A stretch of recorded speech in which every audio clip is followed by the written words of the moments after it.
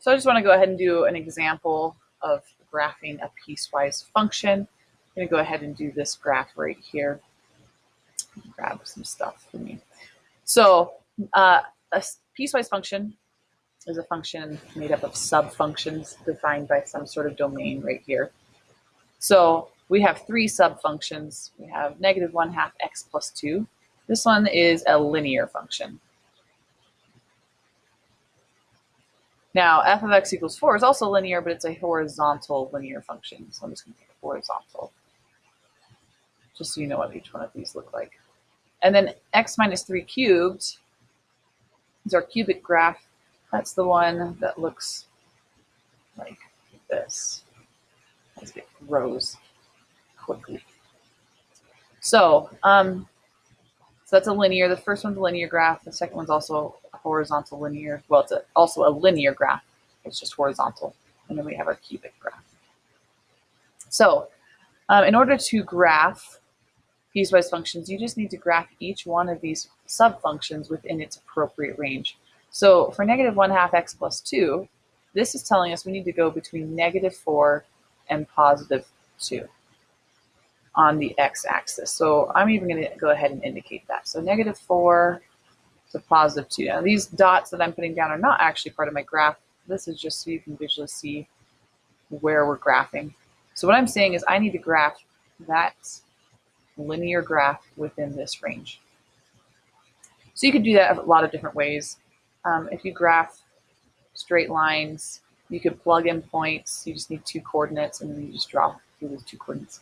Or you could look at this and say, oh, well, +2 is my y-intercept. So plot a y-intercept. And then -1/2 is my slope. So that tells me to go down 1 over 2. Now, the reason I had those indicators is because when we get to those indicators, we have to know where the coordinate lands.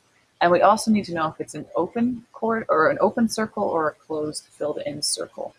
That's based off of your inequality. So we're at x equals 2 right now.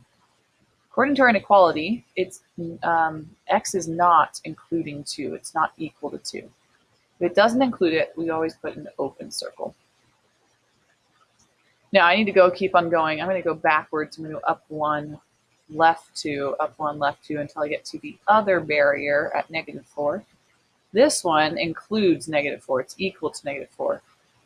So at that value, I put a closed filled-in circle. And then from there, I'll just draw my own straight line. You just connect the dots of a straight line. Now, that was just for that top linear function. So now we go to the horizontal function. That is a graph going straight across horizontally on 4, technically.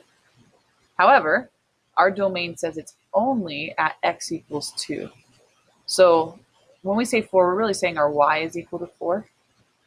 So this is saying our y is equal to 4 when our x is equal to 2. That means we're just going to have a single dot, a closed dot, because it's equal to, it includes 2, at the coordinate 2, 4. All right. So then we do our last one, our cubic function. We want it, and I left this little barrier, we want the cubic function to be to the right of 2. X is greater than 2. So I just need to know a little bit about this function. This -3 inside the parentheses tells me to go right 3, so I'm going to shift this right 3. And then I'm going to go ahead and plot my key points from there. So we have 0, 0, we have -1, -1, so that's left 1, down 1. And then notice that puts us right on that barrier. So once again, on the barrier, we need to see if it's included or not. This one is not included because it's not equal to. So I need to put an open circle for that value. So that was for -1, or our key point, -1, -1. Then we have 0, 0, then we go right 1, up 1, and right 2, up 8, which is off my graph. So you just connect the points. Oops. Let me fix that a little bit. Connect the points so it looks like your cubic function. And there you have it. There's your piecewise function.